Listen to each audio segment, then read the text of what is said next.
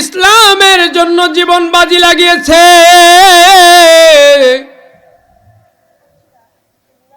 তারা ইসলামের জন্য, ঈমানের জন্য তারা ঈমানকে আঁকড়ে ধরেছে,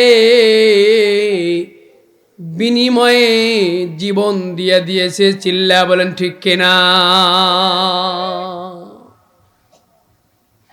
সালমান ফারসি রাদিয়াল্লাহু তাআলা আনহু, তার নাম কে না জানে, দ্বীনের জন্য তার কুরবানি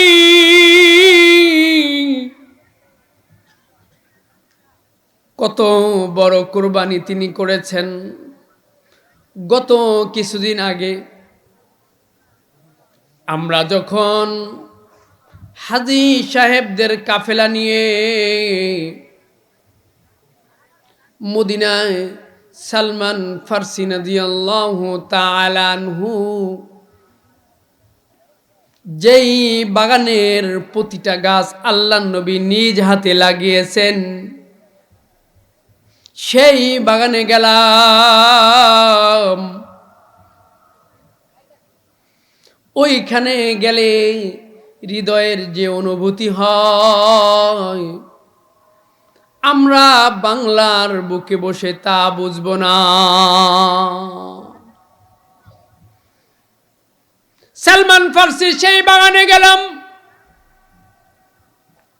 বাগানের প্রতিটা গাছ এখনো যেন ডেকে ডেকে বলে, সালমান ফারসির ইতিহাস যেন ডেকে ডেকে বলে তার করুণ ইতিহাস। তিনি ইসলামের জন্য বাবার রাজত্ব ছেড়েছেন, তিনি রাজার ছেলে ছিলেন, আল্লাহর নবীর খুঁজে ঘর ছেড়েছেন, আল্লাহর নবীর খুঁজে রাজত্ব ছেড়েছেন। বারে বারে পথে পথে ঘুরেছেন, আল্লাহর নবীকে খুঁজেছেন। সালমান ফারসি রাদিয়াল্লাহু তাআলা আনহু, ও বাবাজিরা, আমরা তো দেখেন মা সন্তানের জন্য কষ্ট করে, কি বলেন, করে কিনা? এজন্য মা সন্তানকে কত ভালোবাসে। গত কিছুদিন আগে চিটাগাং গিয়েছিলাম। চিটাগাং হসপিটালের এক ঘটনা শুনে হৃদয়টা ব্যথিত হয়ে গেল। আসলে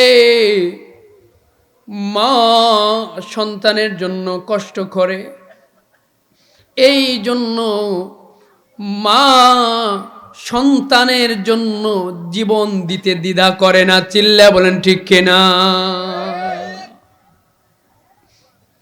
আমার মায়ের কথাই বলি, আমরা 4 ভাই লেখাপড়া করেছি।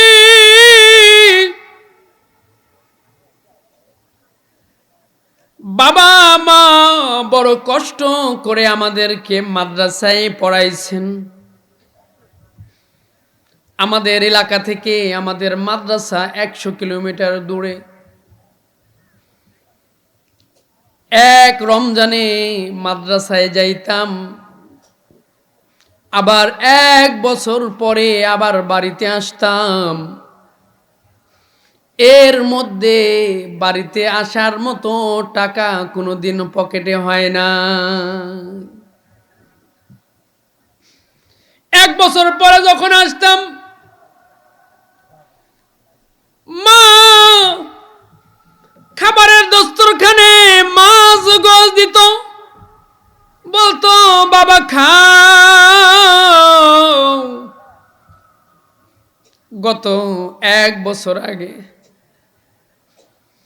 যে তোমাদেরকে মাছ গোছ খাওয়ায় তোমাদেরকে মাদ্রাসায় বিদায় দিয়েছি, তোমরা বাড়ি থেকে গেছো আজকে 1 বছর। এই 1 বছরের মধ্যে তোমার বাবা মাছ বাজারে যায় না। বাবা সন্তানের জন্য কত কষ্ট করে। কিছুদিন আগে বাবাকে নিয়ে গেছি মহাখালী হসপিটালে। একটা রুমের মধ্যে একটা রুম দেখায়া বাবা হাউমাউ করে কাঁদতে শুরু করলো। আমি বললাম, বাবা কাঁদেন কেন? আমার বাবা টিবি রোগে আক্রান্ত, ফুসফুস সমস্যা হয়ে গেছে। বাবা তখন বলল, এই যে রুমটা দেখো, এই রুমের মধ্যে গত 30 বছর আগে আমি তোমার বাবা অনেক দিন এই জায়গায় একেবারে মৃত্যুর মুখোমুখি হয়ে পড়েছিলাম।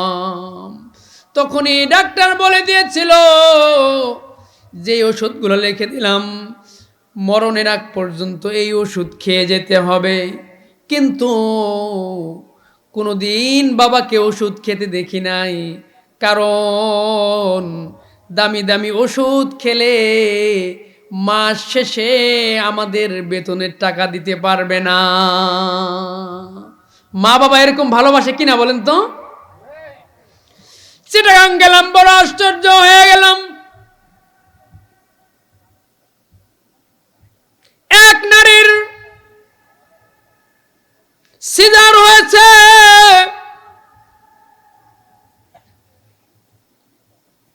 গর্ভে থেকে মৃত বাচ্চা বের হয়েছে। মা তো অজ্ঞান। সিজার করার সময় মাকে অজ্ঞান করা হয়। ওই অটিতে যাওয়ার পূর্বে মা কিন্তু মৃত্যুর প্রস্তুতি নিয়েই ওটিতে ঢুকে চিল্লা বলেন ঠিক কিনা?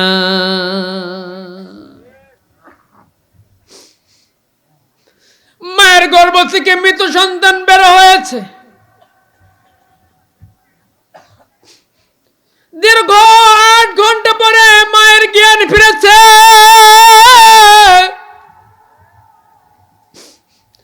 মায়ের যখন জ্ঞান ফিরে আসছে, মা প্রথম কথা যেটা মা বলছে, মা বলে, আমার বাচ্চা কোথায়?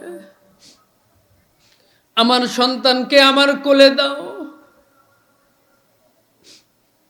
আমার খোকাকে আমার কোলে দাও। আমি আমার জাদুকে দেখি না কেন? আমার জাদুকে নিয়ে আসো, আমি আমার জাদুকে দুধ খাওয়াবো। আমার জাদুকে আমার কোলে দাও। কেউ কোনো কথা বলে না, সবাই মাথাটা নিচা করে বসে আছে। কারণ মায়ের ভালোবাসা তুলনাহীন ভালোবাসা। চিল্লা বলেন ঠিক কিনা? কি মাটি দিয়ে তুমি বানিয়েছ মা,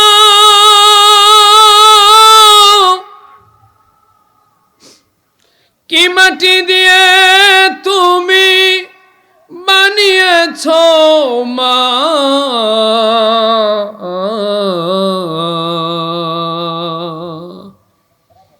পৃথিবীকে মেপে দেখি তার সমনা। কতটা মায়া ঢেলে দিলে দয়াময়,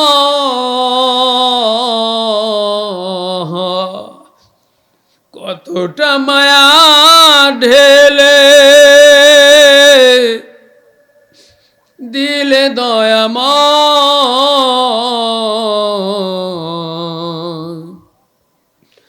সুবিশাল নীলাকাশ তার সমনা, চিল্লা বলেন ঠিক কিনা? মা বলে আমার খোকাকে আমার কোলের মধ্যে দাও। সবাই নিথর নিস্তব্ধ দাঁড়িয়ে আছে। সবাই মায়ের আজারি দেখে চোখ দিয়া পানি ঝরায়। এক পর্যায়ে মা বুঝে ফেলছে, এক পর্যায়ে মাকে দেখানো হয়েছে, ওই যে তোমার সন্তান শুয়ে আছে, সাদা কাপড় দিয়া ওই নবজাতক শিশুকে ঢেকে রাখা হয়েছে। মায়ের আর বুঝতে বাকি নাই আমার খোকা দুনিয়াতে নেই। তখন মা বলে কার জন্য এত কষ্ট করলাম, কার জন্য আমি 10 মাস না খেয়ে দিন পার করলাম,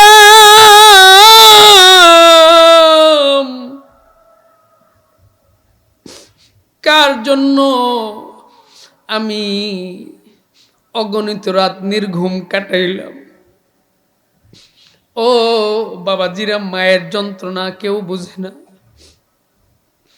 মা, আমরা যখন মায়ের গর্ভে আসছি,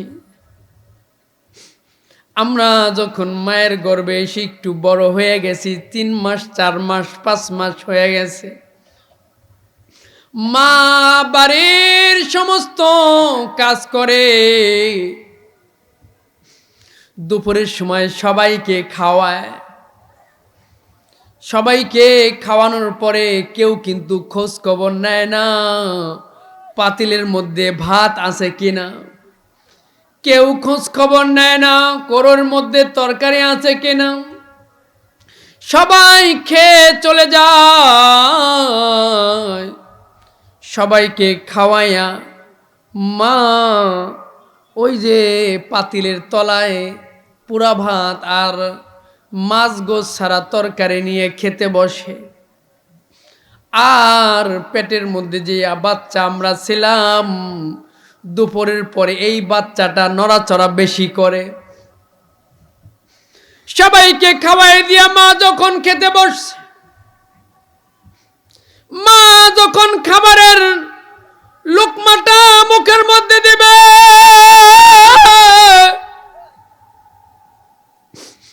ওই সময় আমি সন্তান মায়ের কলিজায় লাথি মেরে দিছি। মা ওই মাখানো লোকমা আর মুখে দেয় নাই, ওই মাখানো লোকমা মা রেখে দিয়ে মুখের মধ্যে কাপড় ঢুকায়া, চোল ঢুকায়া বিছানার মধ্যে গিয়া ফুফায়া ফুফায়া কাঁদছে। মা বলে এত কষ্ট আমি কার জন্য করলাম? আমার খোকা নাই, আমিও মা বেঁচে থাকতে চাই না।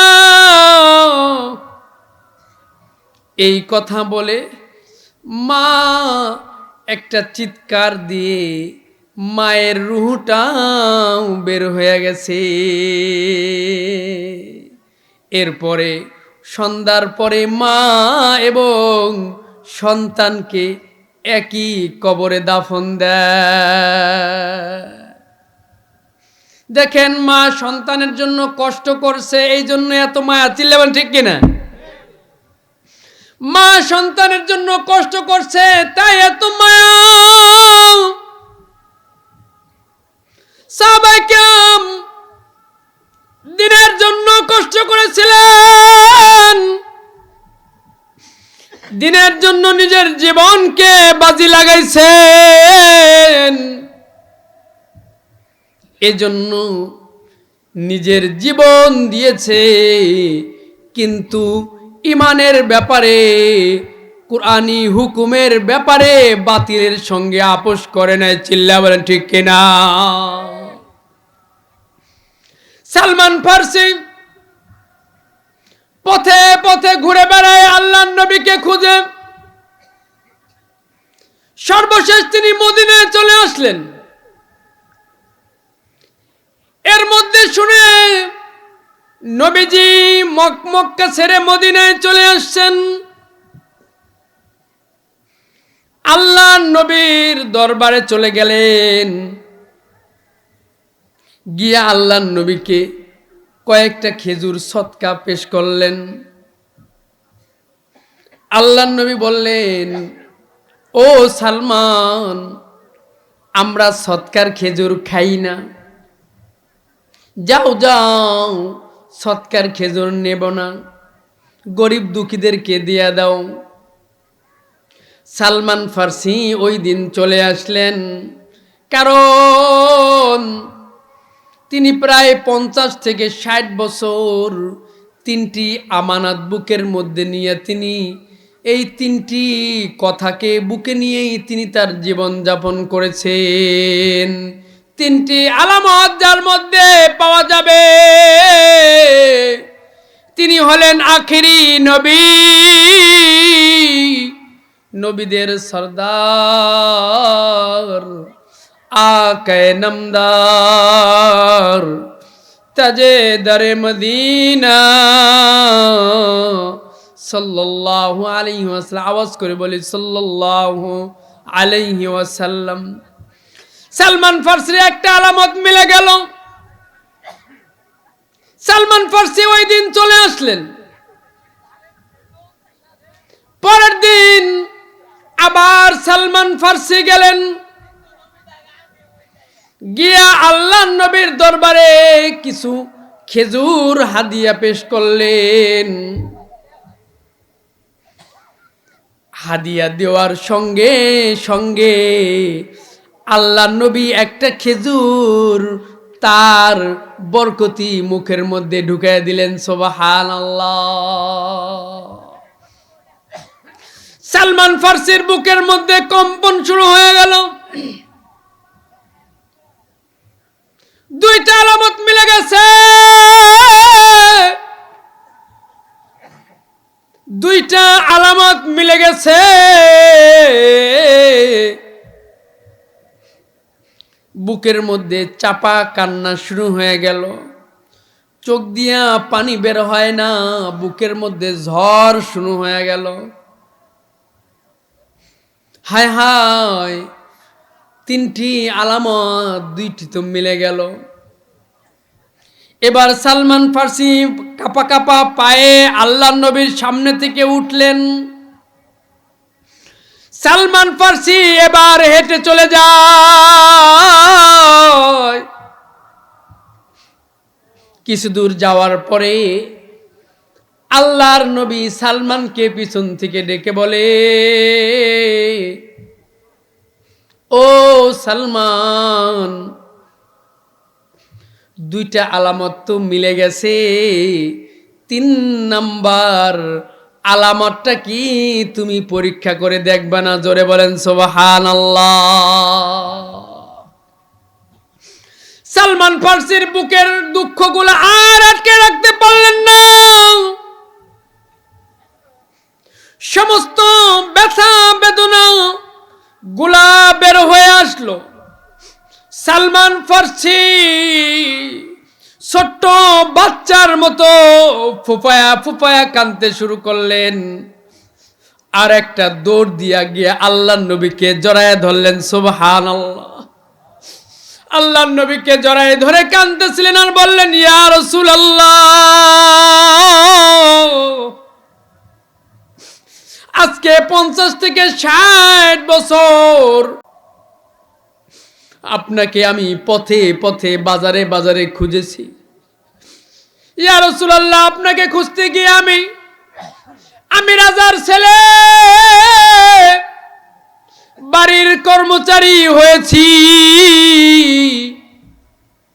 আমি রাজার ছেলে, গোলাম হয়ে গরু ছাগলের মতো বিক্রি হয়েছি।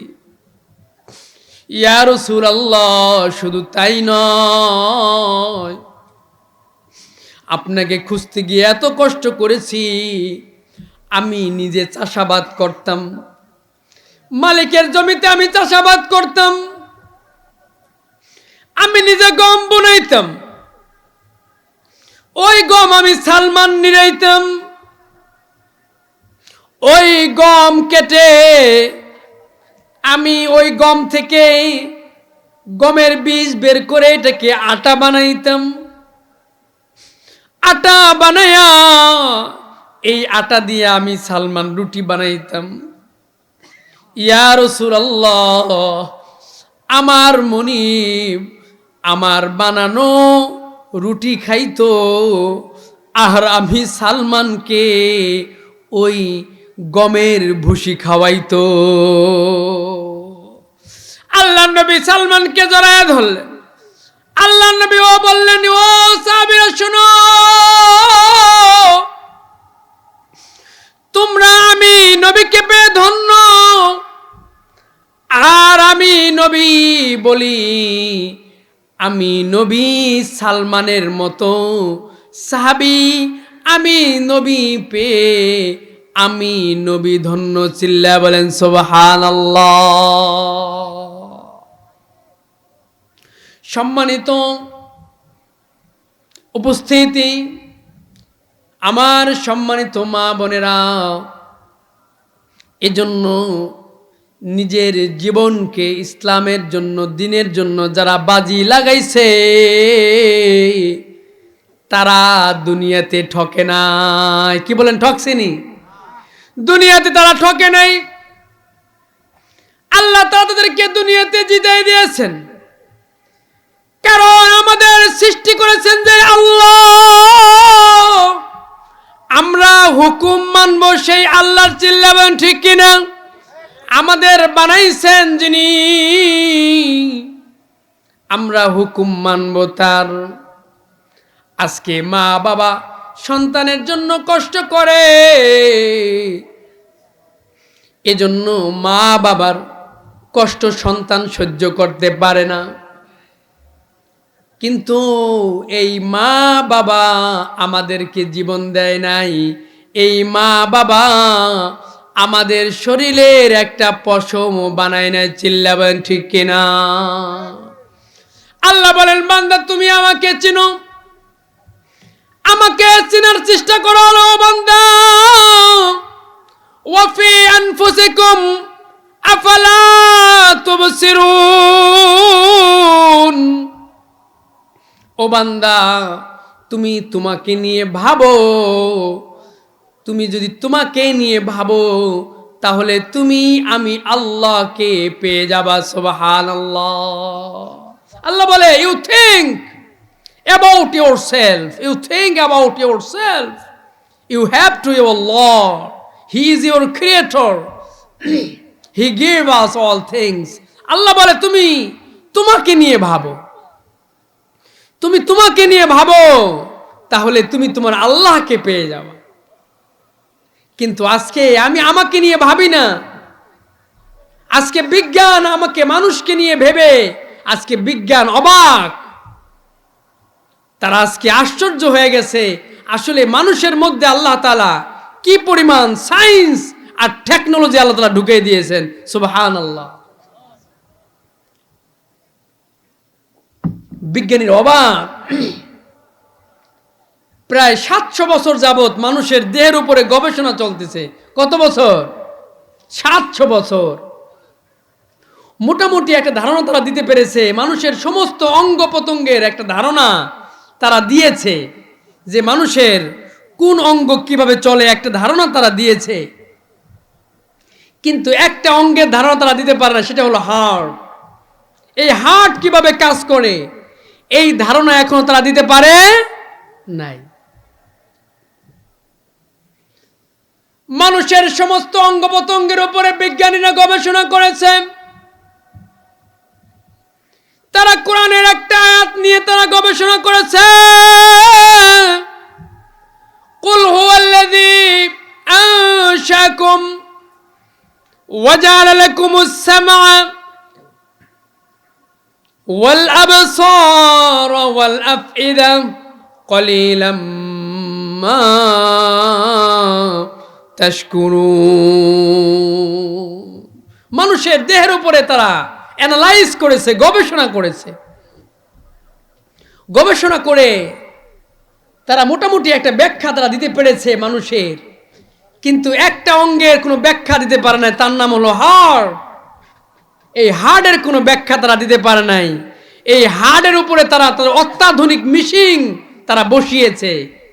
বসিয়ে তারা বলে এই হাড় নাকি ধপ ধপ আওয়াজ করে। কি আওয়াজ করে? কি আওয়াজ করে? চিল্লে বলেন। ধপ ধপ আওয়াজ করে। আমি বলি ওরে মগা, না মগা চৌধুরীর গোষ্ঠী, এই হাড় ধপ ধপ আওয়াজ করে না, বরং এই হাড় বলে প্রতি সেকেন্ডে ৭৮ বার বলে রব রব রব। চিল্লা বলেন সুবহানাল্লাহ। এই হাড় কি বলে? রব। ওয়াসআলুনাকা আনির রূহ কুলির রূহু মিন আমরি রাব্বি। আল্লাহ তাআলা বলেন এই হাড় নিয়ে কোনো ব্যাখ্যা তোমরা দিতে পারবা না,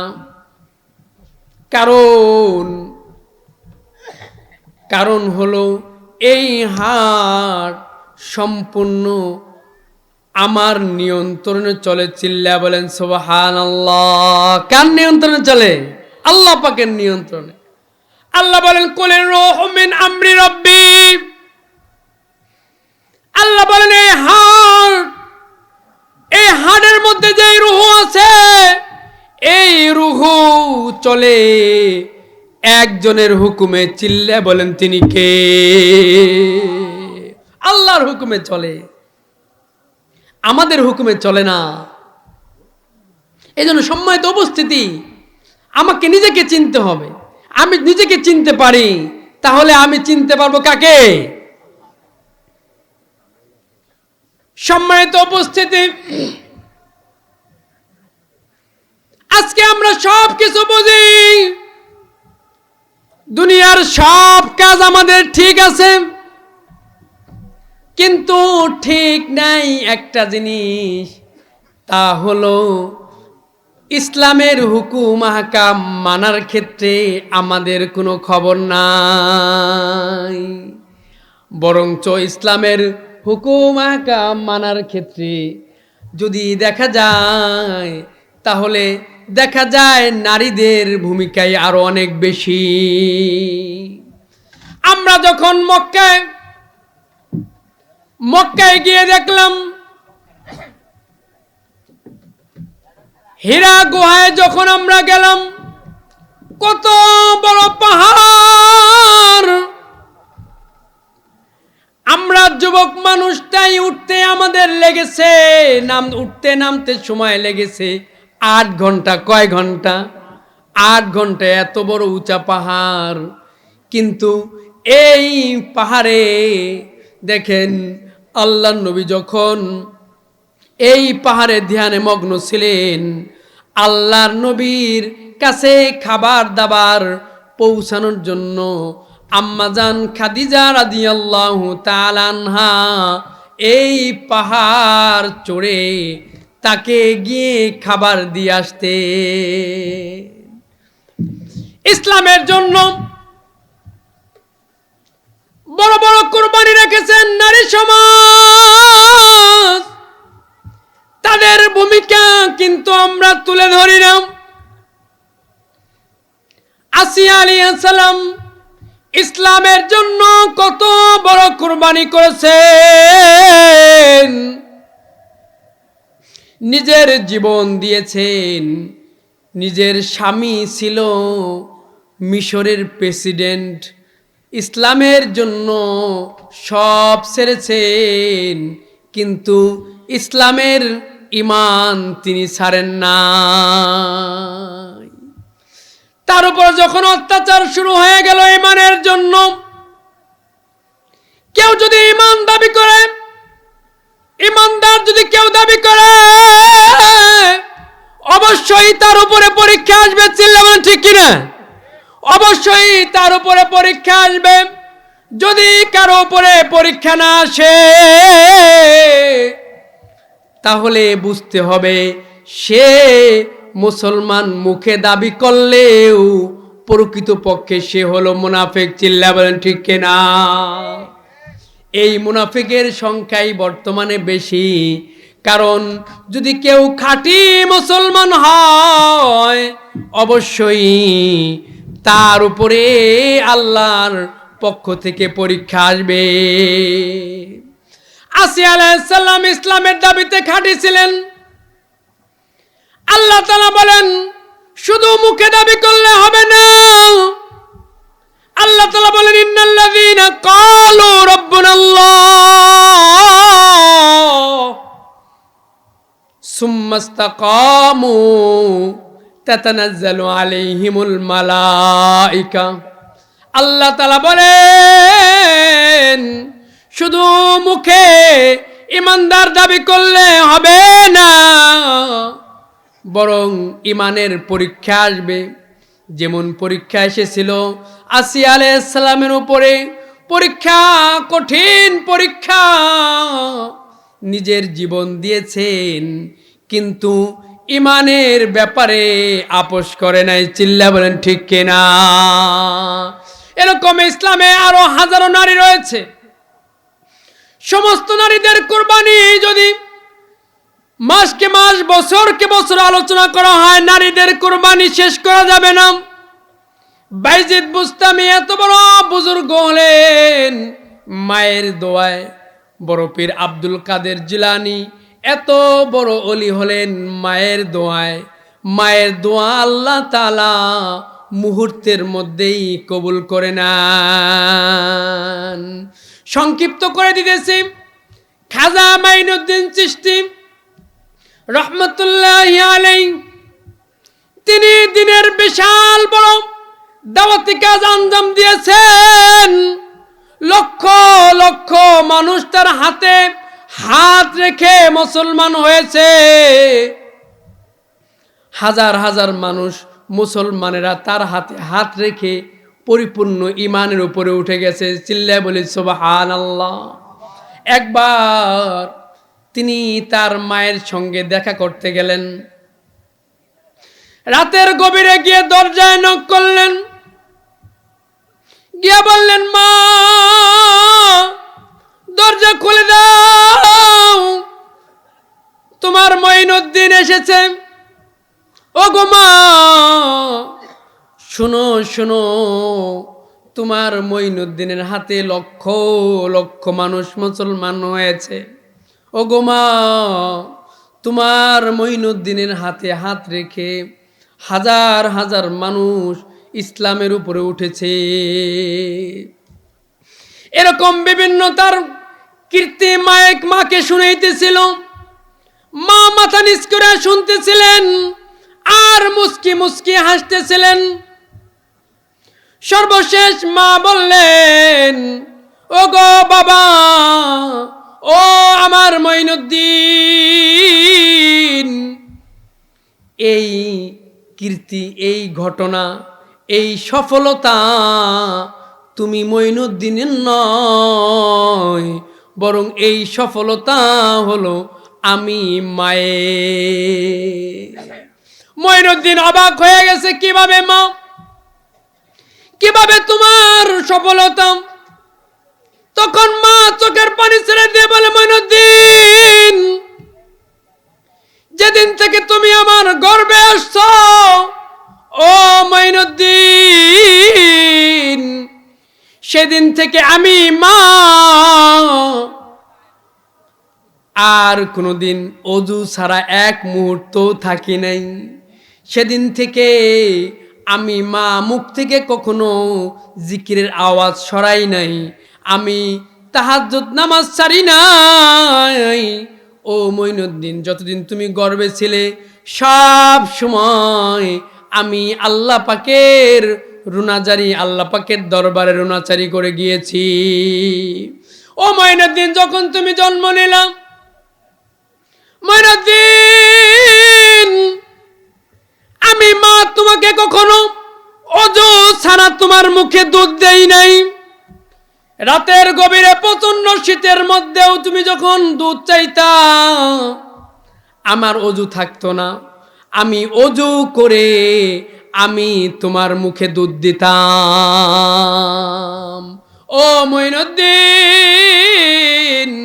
যত সফলতা তুমি আমি মাকে শুনাইতেছ, এই সফলতা তুমি ছেলের নয়, এই সফলতা হলো আমি মায়ের। এজন্য বলবো, মা সমাজদেরকে বলবো, নারী সমাজকে বলবো, ও মা, আপনি নিজেকে ঠিক করেন।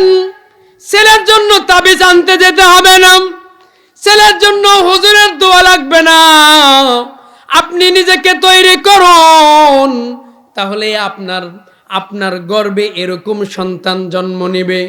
আর যদি আপনি উঠতে বসতে যদি ওই ইউটিউব আর টিকটক দেখেন, তাহলে আপনার গর্ভে আবু জাহেল মার্কা সন্তান জন্ম নেবে। চিল্লা বলেন ঠিক কিনা? এজন্য মা সমাজদেরকে বলবো, আপনি ভালো হন, গাছ যদি ভালো হয় তাহলে ওই গাছের ফলও ভালো হবে। চিল্লা বলেন ঠিক কিনা? এজন্য আমাদের একদিন মরতে হবে, নাকি মরতে হবে না? কি বলেন? আমার আলোচনা শেষ। আমাদের একদিন মরতে হবে, শুরুতেই বলেছিলাম আমাদেরকে মরতে হবে। এজন্য এই মরার জন্য আমাদেরকে প্রস্তুতি নিতে হবে। চিল্লা বলেন ঠিক কিনা? এই মরণটা যাতে ভালো হয়, এই মরণটা যাতে উত্তম হয়, এজন্য মালিকের কাছে দোয়া করতে হবে। একদিন মাটির ভিতরে হবে ঘর রে মন আমার, কেন বান্ধ দালান ঘর? চিল্লাবেন ঠিক কিনা?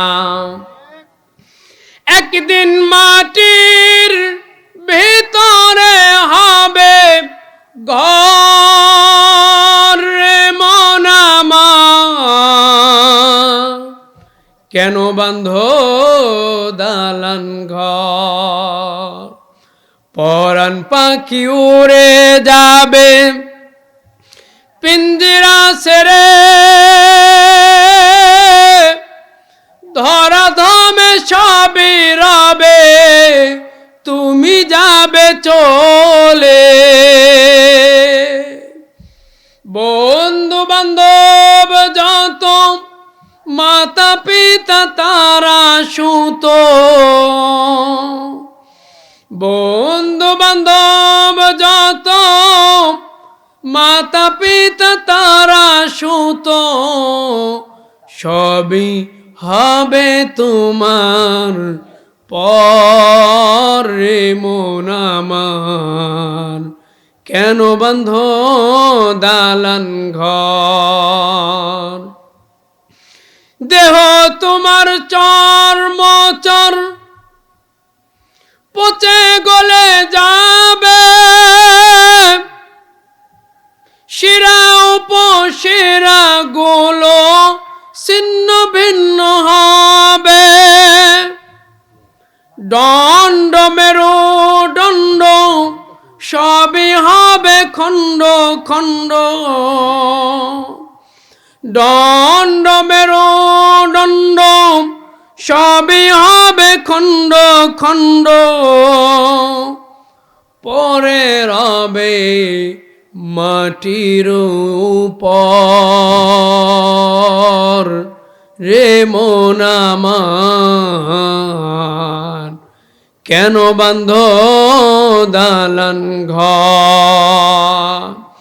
এজন্য সম্মানিত উপস্থিতি, আমাদেরকে মাটির ঘরে শুইতে হবে। মাটির ঘরে শোয়ার আগে এই মাটির ঘরে যাওয়ার সামান নিয়ে যেতে হবে। চিল্লা বলেন ঠিক কিনা? এজন্য আল্লাহ তাআলা আমাদেরকে আজীবন, যেই কয়দিন আমার জীবন বেঁচে থাকে, মৃত্যুর আগ পর্যন্ত যাতে একটা উত্তম মরণ হয়, সেইভাবে নিজের জীবনকে পরিচালনা করার তৌফিক আল্লাহ তাআলা সকলকে দান করে। সকলে বলে আমিন। মৃত্যু আমার অমনি হবে, আমার জীবন যেমন চলবে, আমার মরণ যেরকম হবে, আমার কবর তেমন হবে। আমার কবর যেমন হবে, আমার পুলসিরত তেমন হবে। আমার মরণ যদি ভালো হয়, আমার কবর ভালো হবে, আমার পুলসিরত ভালো হবে। আল্লাহ তাআলা মরণের সঙ্গে সঙ্গে একটা ডাক দিয়ে জান্নাতুল ফিরদাউস দিয়ে দিবে। চিল্লা বলেন সুবহানাল্লাহ। সম্মানিত উপস্থিতি, আমাদের সম্মানিত প্রধান মেহমান চলে আসছে, তাকে বসায় রেখে কথা বলাটাও বেয়াদবি, তাও কিছু কথা বলতে হয়। কথা এই জন্য একটু লম্বা হয়ে গেছে। অনেক ভালো লেগেছে, অনেক দূর থেকে আসছি, আপনাদের সাথে কিছু কথা বলতে পেরে, শুনতে পেরে অনেক ভালো লেগেছে। আল্লাহ যদি সামনে রিজিকে রাখে আবারও আসা হবে, যদি আপনারা চান। কে বলেন? যদি আপনারা চান। আপনাকে দোয়া চাই বিশেষ করে, আল্লাহ তাআলা যেন বক্তা এবং যারা বক্তারা আছেন এবং শ্রোতারা এবং পর্দার অন্তরালে যে মা বোনেরা আছে, আল্লাহ তাআলা যেন সকলকে খাঁটি ইমানদার, খাঁটি মুমিন মুমিনা বানায়া যেন আল্লাহ তাআলা সকলকে কবরে ডাক দেয়। চিল্লা বলেন আমিন।